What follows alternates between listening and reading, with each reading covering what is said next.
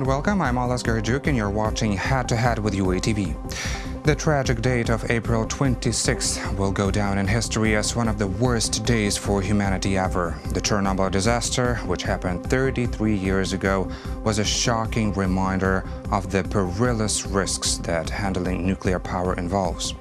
To talk more about this, we welcome to our studio today Iryna Golovko, Head of Energy Policy Department at the Center for Environmental Initiatives, Ecoaction.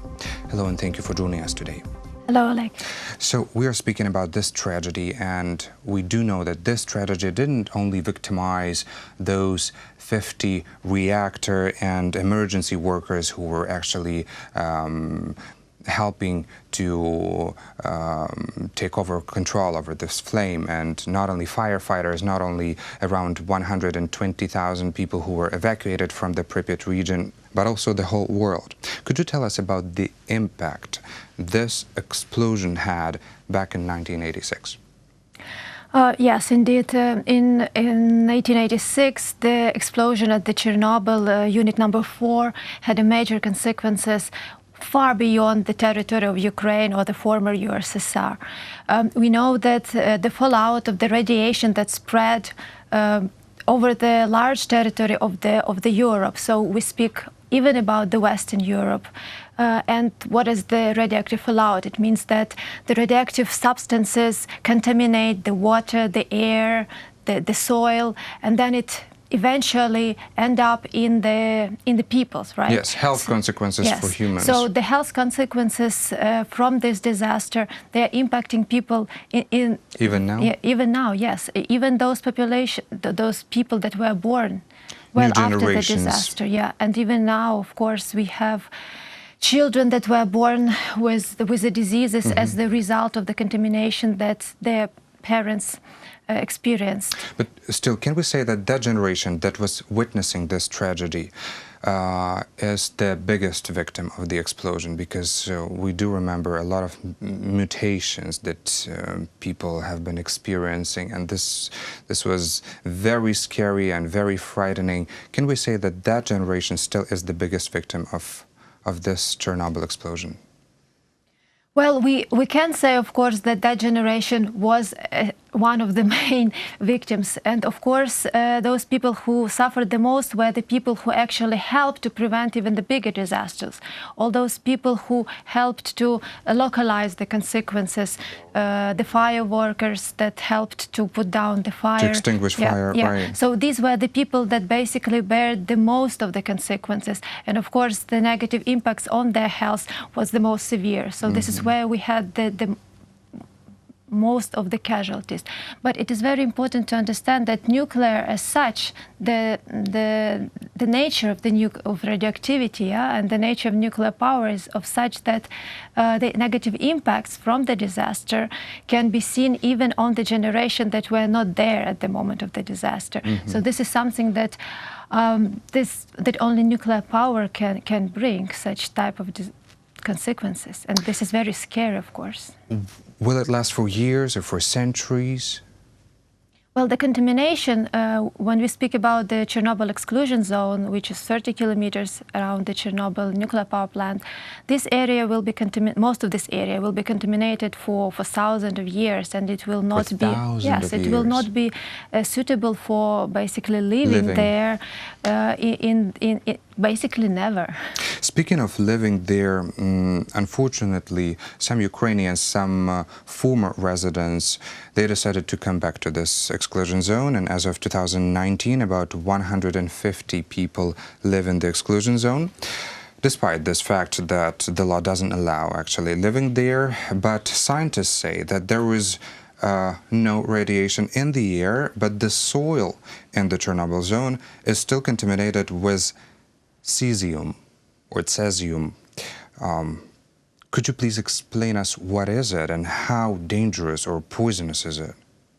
Well, the soil, of course, in the Chernobyl exclusion zone is contaminated by many different radionuclides, not only cesium, not only strontium, but many others. And it's not cesium, I would say, that is one of the most dangerous, because the half-life of the cesium-137 is 30 years. So basically, if we speak about this contaminant.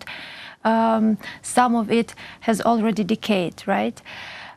But when we speak about the people who live there, of course, they are at risk, because with nuclear power, there is no such thing as the kind of, let's say, the safe dose of the radiation that you can experience. Yeah, you can have the negative consequences even with the minimal dose. And those people who take, basically those people who live there, they're in constant so, risk. Yeah, they are constantly at risk.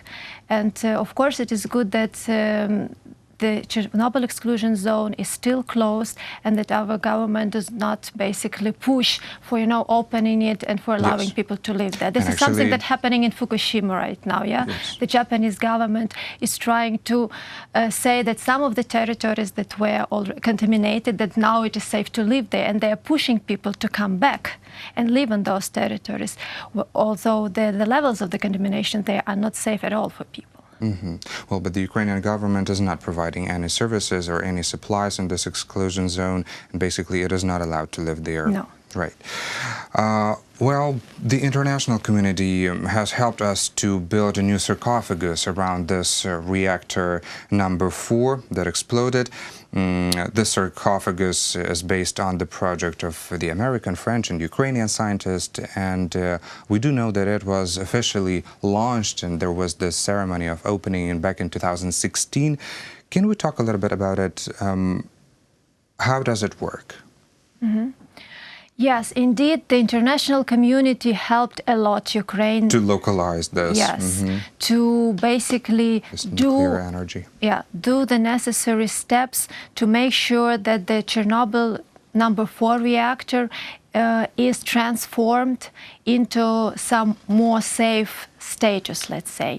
We have to understand that the sarcophagus that was built back in 1986 over the ruined reactor, it was like a very, very extremely, let's say, technically difficult work, and it was done in a very short period of time without actually knowing how to build do it. Such a structure, because this was the first experience for all these scientists. Actually, the time that kind of the guaranteed time that the structure can still stay there has ended already, yeah, and it was extended a little bit, and now the kind of the end of the exploitation of the old sarcophagus is 2023. Now let's come back to this new safe confinement. Indeed, it took Ukraine and all these international companies that helped over 10 years to construct it, and it was really, really costly project. Billions of dollars. Yes, it was 1.45 actually already billion euros that was spent from the international support to build this confinement. And the matter of fact, the process is not over yet. We all remember that back in 2016 it was put in the place. Yeah, it was put in place over the ruined reactor. They installed the sarcophagus. Yes, they installed it, but they never yet put it in operation. What does it mean? It means that all systems at the moment of placing it over the reactor were still not in place, and they were still not working, like the ventilation system. So it's not functioning. It is not functioning yet. Now, in April this year, basically several days ago, at this new confinement, they started the testing operation. So they are now testing all the systems. Could you tell us what systems are installed in this sarcophagus? You mentioned ventilation. Yeah, ventilation system. Then you have all these cranes and all the infrastructure that you need to basically start demolishing the old sarcophagus and the debris of the ruined reactor. Basically, this is the main function of the new safe confinement, to create the environment in which we can start basically demolishing the old sarcophagus. So the purpose of the new safe confinement is not to cover it forever. It cannot cover it forever, because the operational time of this confinement is only 100 years. So this new sarcophagus can be lasting only for 100 years. Yes, and as I mentioned before, the old sarcophagus inside is guaranteed safely until 2023. So we have not so much time to actually start and finish the works with demolishing the old sarcophagus, and the remains of the reactor. And this is a huge work. And the problem is that this work is not financed by international community, because there was no agreement upon that, because the agreement was that the international community help us to build a sarcophagus. Yes. So now it means that we will have to pay a lot from the Ukrainian budget, and that's the only source that is known now, to continue the works with actually demolishing the old sarcophagus and the reactor. And this is something we don't speak much in Ukraine, and I'm afraid we don't even speak much outside of Ukraine about it. So how costly can it be for Ukraine?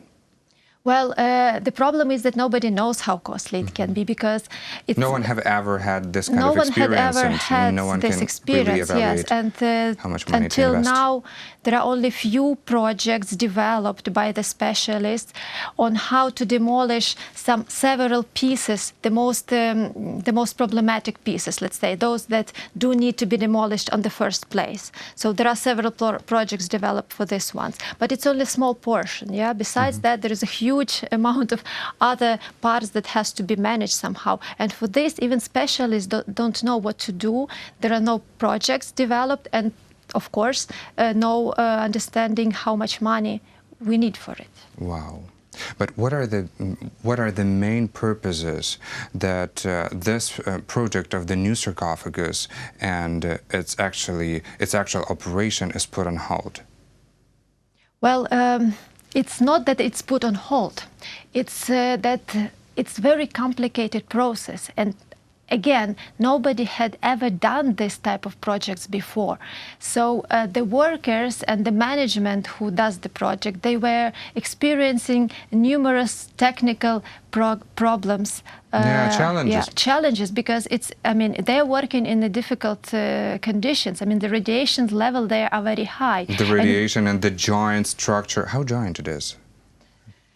Well, it's huge. It's very big. You should, yes, you should go there and see for yourself, because it's really tremendously huge. But the problem, not the size, the problem is the radiation levels that are very high inside. And that was actually one of the problems. Why? Because workers, the radiation levels were higher than they expected. So which means that they had to have more personnel to make more, switches. To work faster, basically, so people can... Yes, they couldn't work faster because the radiation level were too high, so they were not able to let people work there as many hours that they planned. So but that's why they needed more people to put there, right? So and they had problems with that, because, you have to go through the complicated processes of hiring people, special experts from abroad, and it all took time. So I'm not sure we can say that somebody was basically trying to put on hold the process. It's just too complicated, too costly, and there were so many obstacles that they encountered along the way. Probably our audience would have a question: why would we need to demolish the old sarcophagus if we have a new one above it? I already mentioned that the operational time for this new sarcophagus is only 100 years. So it will not be able to hold all the radiation inside for long enough. So after 100 years, we will need to build another one, basically. Yes, but this is not the solution, The radioactive substances that we have inside will be radioactive for thousands of years, yes? And everyone is agreed that we don't need the new sarcophagus. There is no talks about it. We need to demolish the things and bury them safely in some underground structures where it can be in relatively safe conditions for all this long time. But again, nobody has built this underground storages yet. And nobody had even planned how they're going to build it. So this is one of the main problems with nuclear power. But also, nobody knows how to manage the consequences. True, but who knows, maybe in the future people will come up with some idea, some innovative solution how to neutralize the radiation. We don't know what happens after 100 years. Let's hope on that. Could we talk about the current level of radiation and the current risks that this territory bears for this residents that came back, and also for the tourists? I also would like to know your opinion that actually nowadays we have tours to Chernobyl, one-day-long tours, and last year around 20,000 people visited exclusion zone, and this is one of the most popular sites for foreigners actually in Ukraine. Well, I would say that the risk that the tourists bear, for example, when they go to the Chernobyl exclusion zone, is very much depend upon whether they go there and with a guided tour and, let's say, obey what the guide tells them, because obey the rules. Yes, obey the rules, because the guides, they know where it is safe to go and where it is not safe to go, because you probably know that the radiation is not spread evenly, like everywhere at the same level. Yeah, it's spotted. Yeah, it's spotted. So you have to make sure you don't get in the places where there is hotspots. So if you go with the tour, and if you go for one day, and if you are within the limits, and then if you check, because everybody gets to go through the checks before and after. So you're getting checking. They check whether you got too much or not too much at the end. So you basically know at the end of the excursion how much radiation you took upon you. So if you obey the rules, and if it's one day, I think it's okay. But what we are concerned with is that I think that nowadays all these talks about Chernobyl exclusion zone being a tourist place very much kind of overwhelm the information field when we speak about Chernobyl, right? So people start to think that it's not so dangerous, the tourism is being developed. It advertises more? Yeah, so it's like maybe Chernobyl is not such a big problem anymore.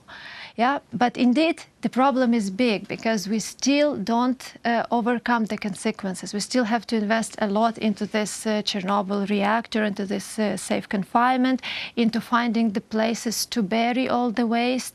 And we have to remember about it, because it's not about tourism. It's about making sure that we don't have new negative consequences out of all this. And that is why we have you in the studio, to explain us this. Let's just hope that this new test of the systems of the new sarcophagus will be very successful, and let's keep an eye on the development of this. We hope that the new sarcophagus will be operational very soon. So far, I thank you so much for these interesting comments that you shared with us.